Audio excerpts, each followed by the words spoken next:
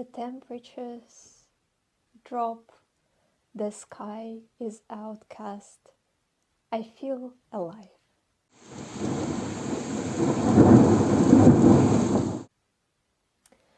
Moin moin, dear people, old, new, my friends, the friends of my friends, my relatives, and people who just passed by. I am Anna from Northern Germany, a survivor, a fighter, a writer. I have several projects of mine. I write articles, many political articles on the platform Medium. I'm trying to create my own website. I'm very slow, and also I'm very slow with everything that I'm writing these days, and I'm writing 2 books. They are in process. And yeah, I live in Northern Germany. I fled here from Russia. First, I fled to France. There, I did my volunteering service, and then I found myself here in Germany, and in Northern Germany, the place that I really enjoy. And right now, I am integrating into the German society, and it's not always easy. So, welcome to everyone. And today, I'm having my yogi tea. And I feel actually quite positive today, despite the fact that not everything is going smoothly in my life. And if you watched my previous video, you know that I'm currently acquiring for a flat, and I'm a refugee, and I get payments from Job Center, and Job Center helps me to pay for my flat, but I need to find it myself. And the situation is basically that many macklers, or whatever they're called, they're just ignoring me. I want to create a list, like the list of swine, you know, macklers who ignore refugees. But yeah, it's okay. Today I'm quite positive. It was cold today. It's sunny, but it's okay. It's a good type of sunny. And yeah, before I pass over to my video, I also want to comment the comment that I got for my previous video. It was also quite a rude comment. Don't be rude to people, especially to beginner bloggers, whatever. The comment was, "Dude, have you ever watched any of your videos? There is no voice in any of them." What I want to say, dear people, I know that the voice and the sound is not perfect. Have this microphone far from perfect.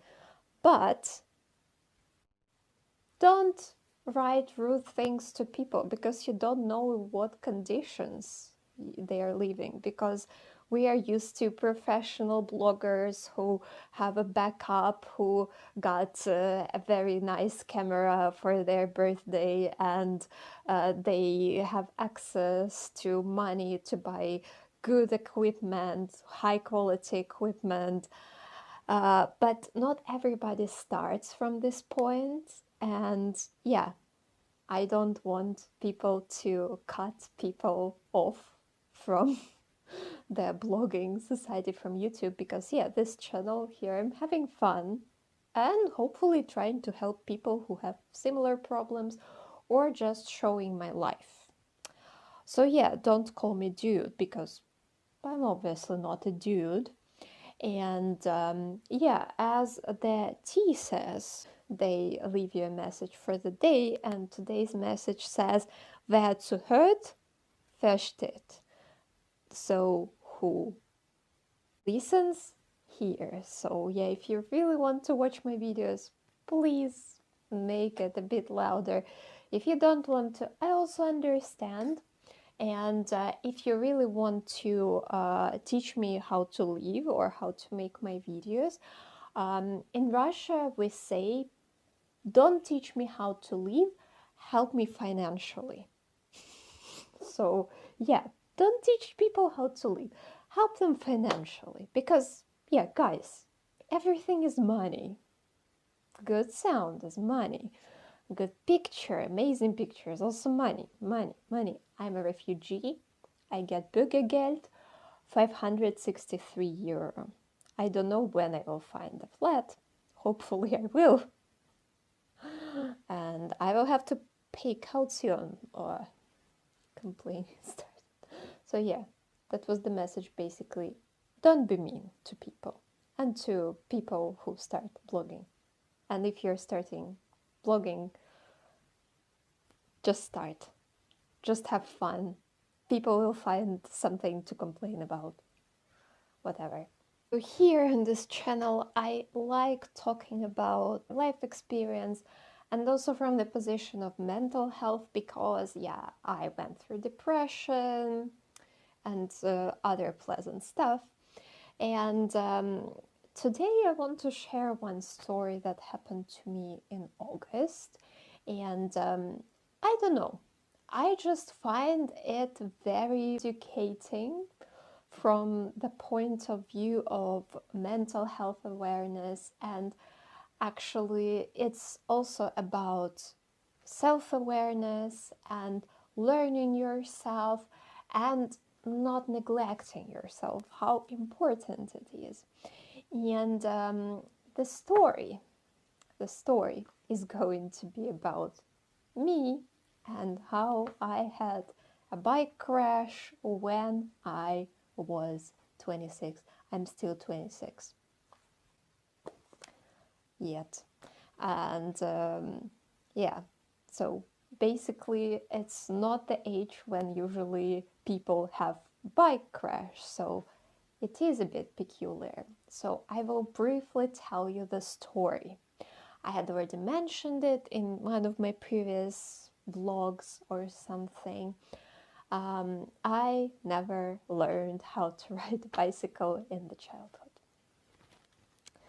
That's me. So the story is prosaical or not, you decide.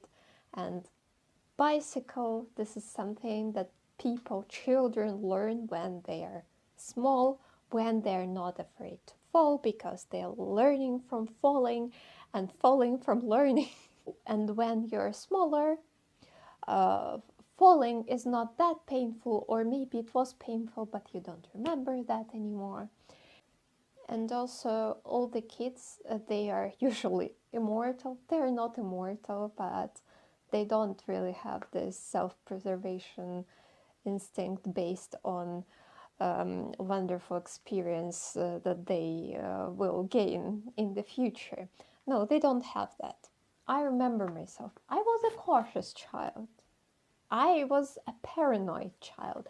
And still, when I was on rollerblades, because that was what I learned at least, I found it was just a moment of pride, the highest hill in the place where you live, and I lived in Kursk. And what you should know about Kursk is, it consists of hills.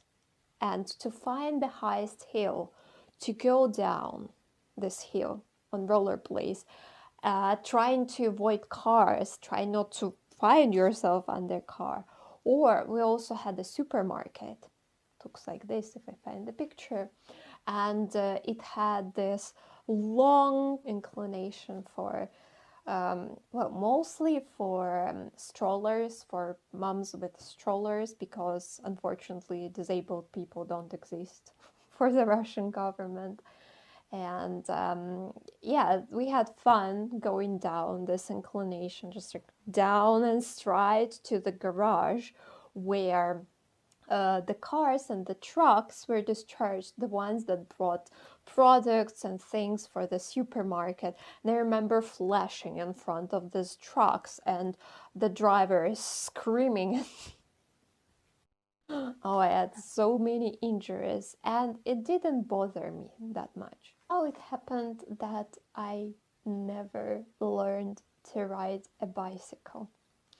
Well, the thing is, we had only one bicycle for the whole family, for me and for my cousin's family, and it wasn't at my home. I lived in an apartment building, like the majority of Russian people. And we had a dacha, a country house. It was not in the country, and it was nothing fancy, not like Stalin's palace or Erich Honecker's palace like in the previous videos. And it was just a place that was owned by several people from my family, and people were always arguing about it. But in the garage, there was a bicycle, a creepy pink bicycle with a bunny, a sticker of a bunny, and it had 4 wheels. And I didn't really like going there because it was boring. It was dacha. What did I have to do there? And when I went there, I tried to learn how to ride a bicycle, but I don't know, you can correct me. As far as I know by now, it's not really possible to learn with 4 wheels. I don't know. A friend of mine learned with a stick that actually replaced the 2 wheels, but her grandfather took out the stick suddenly and she didn't notice, and this is how she learned how to ride a bicycle. With the 4 wheels, I think it's not really possible. You learn how to ride a bicycle on 4 wheels. But yeah, okay, it doesn't matter. I think my father and my uncle were curious to watch me riding the bicycle, but they were not really keen on teaching me. And yeah, at home, in the yard, I couldn't say that many people actually rode a bicycle. So I was just like, nah, no. And the fact that you don't ride a bicycle in Russia is not a big deal, you know. The phrase or the word bicycle lane is absent. It's like it's non-existent in the vocabulary of the citizens of Kursk and Kurska Oblast. And I think like if you listen the news, I think no bicycle lanes in the near future, unfortunately. They have other things to take care of. And moreover, also it's pretty dangerous to ride a bicycle in Russia because we have these packs of dogs who were abandoned or who were born in the street, and they have this wonderful hobby to chase the cars, chase the bicycles. So yeah, you have a great chance to be beaten on the way and get like 1000 injections against rabies. So yeah, well, I didn't suffer, you know. No, okay, I cannot ride a bicycle.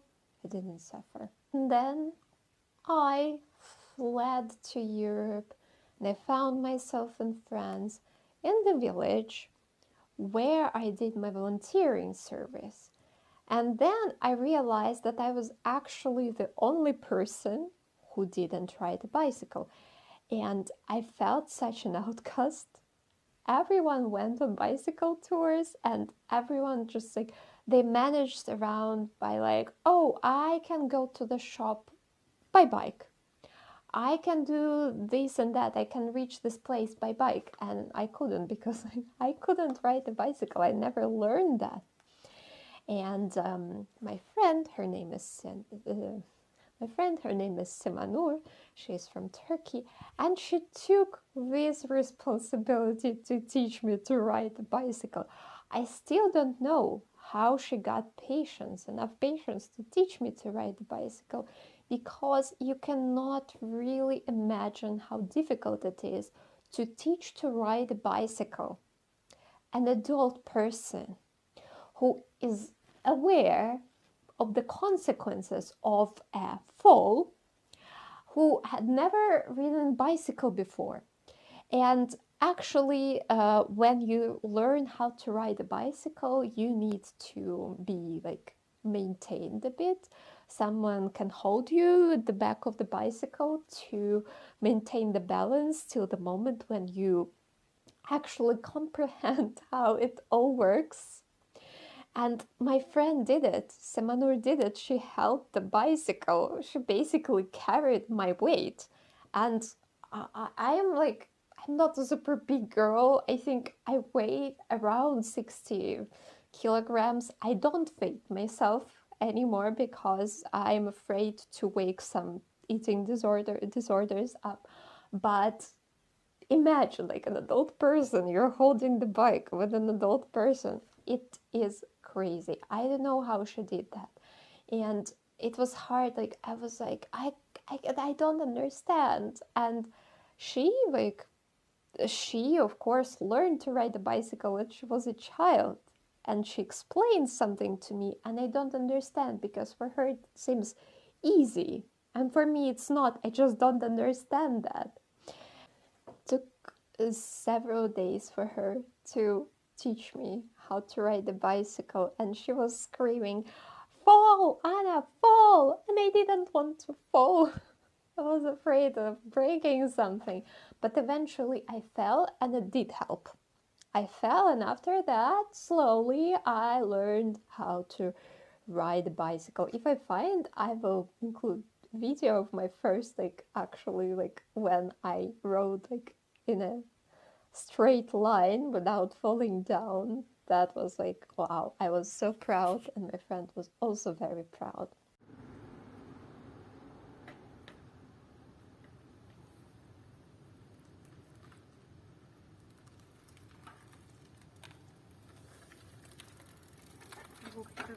So yeah, I learned to ride a bicycle in the end of August 2022. And of course, you can imagine that it was still not easy because we don't remember usually how many tries, how many attempts it took to actually start feeling confident on the bike. Because people who learn that in childhood, they're just like, okay, well, I fell like a couple of times and then it was fine.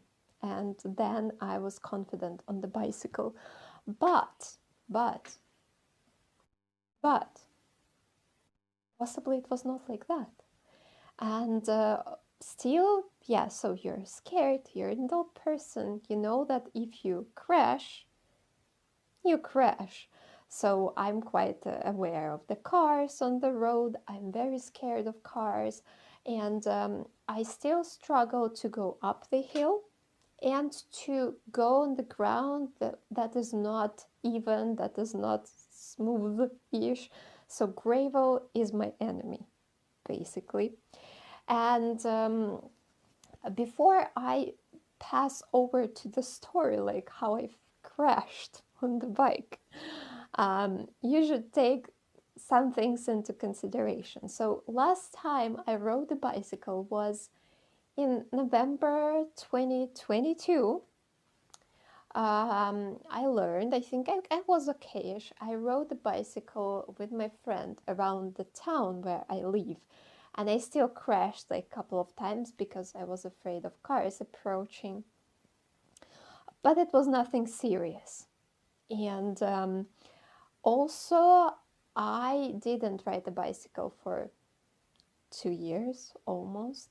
I had no idea if I still could ride a bicycle or how much I would need, how much time I would need to remember how to ride a bicycle. Because what happened in 2022 still, I had to relearn how to ride a bicycle basically every time when I touched the bicycle.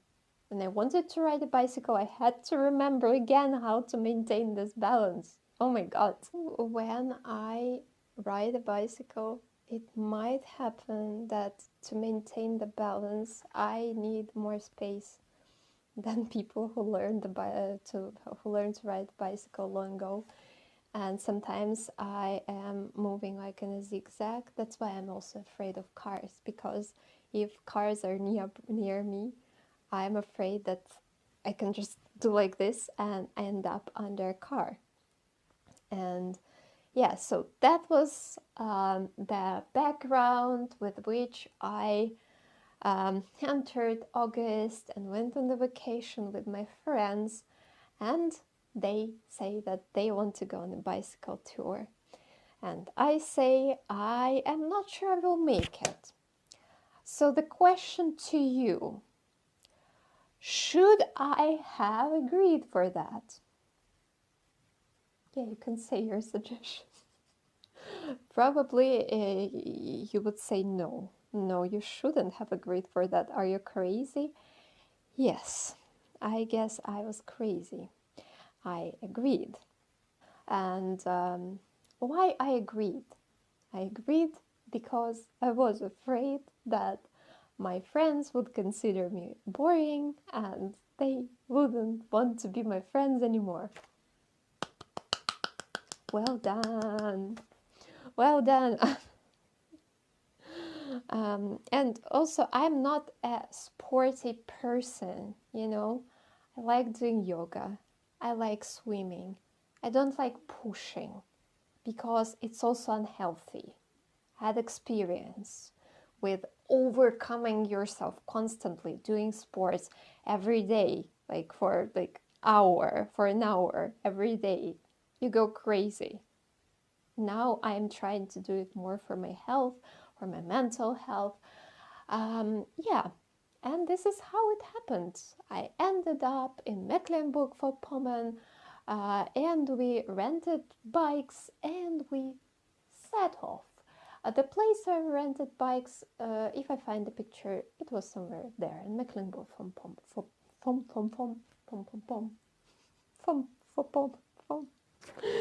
Vorpommern. Vorpommern, Mecklenburg-Vorpommern. Now the name of the state doesn't make sense anymore. hate, hate, hate. What? I'm having a breakdown, guys. Cheers. Yeah, so we started in this place. We were supposed to end in this place. It's called Krakow am See. And go back. I will write how many kilometers it is. I think it was more than 6. Was it 20? No.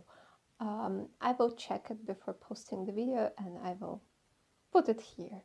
How many kilometers it was. What you should also consider. The bicycle lane was all under the sun.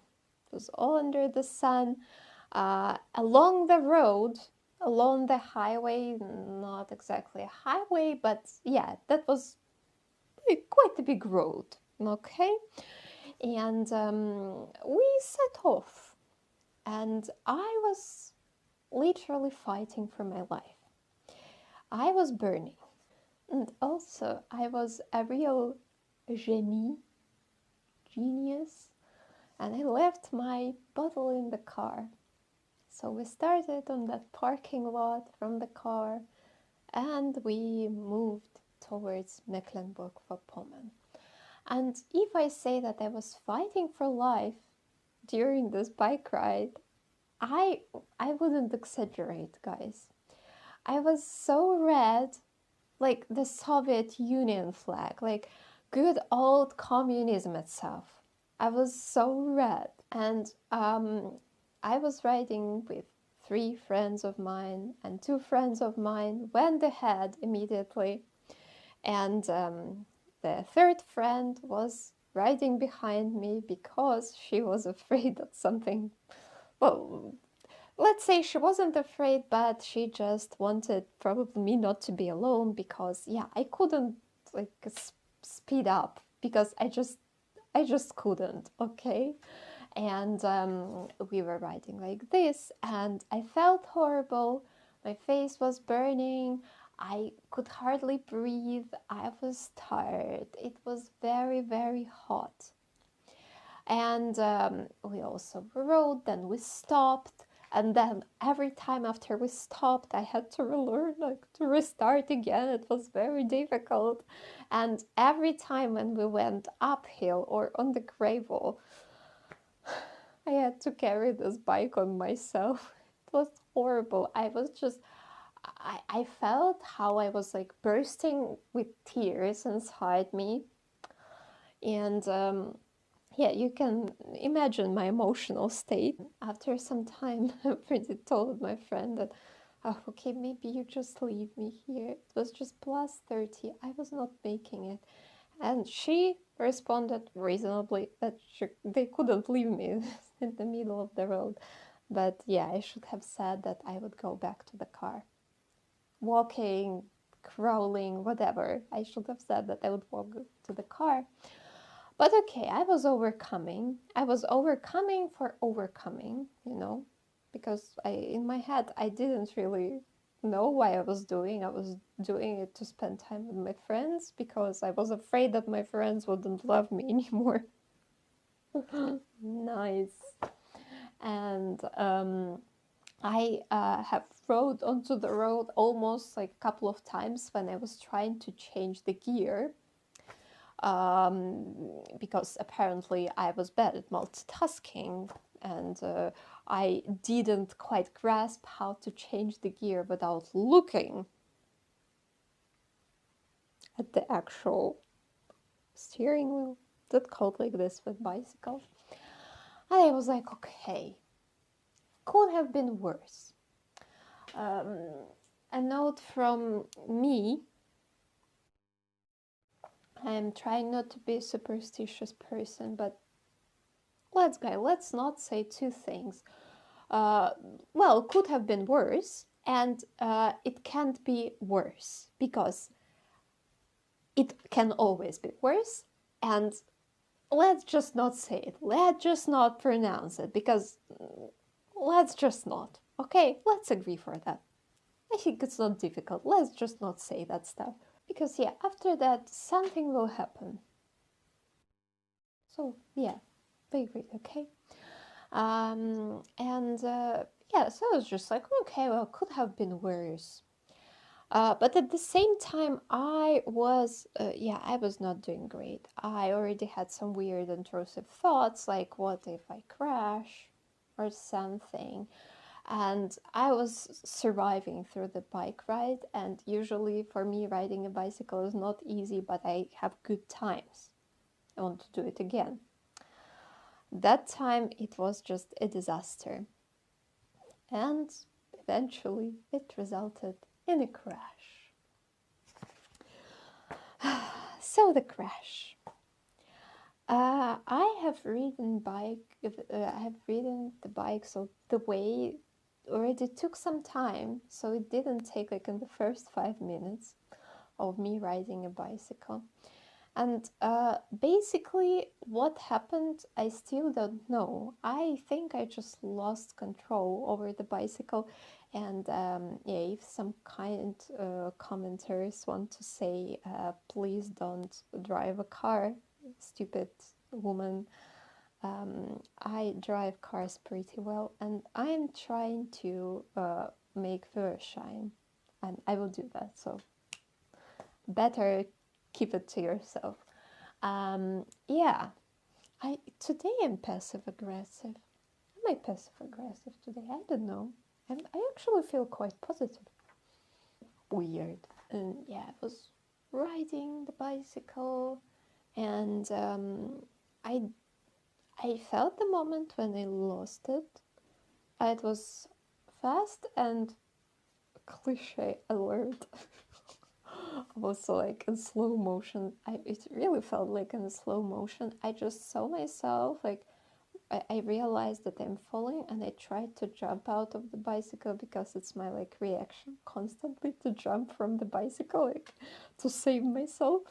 And I just in the slow motion fall onto my left side, and I'm falling, and somehow the bicycle is falling on the top of me. And I even managed to think that, well, I'm going to break my arm. No, this time I'm going to break my arm. And I crashed just all this side, like my elbow, my pubic bone, and my left knee. Crash. I heard my friend calling me, and I heard cars stopping, because people wanted to know if we needed help. And it hurt so much, and all the mess in my head just resulted in real physical pain eventually. And I felt so sorry for myself, and I burst into tears. The tears of self-pity, the tears of anger that I betrayed myself. I actually hadn't wanted to do that at first place. Why I betrayed myself, blah blah blah. Nice.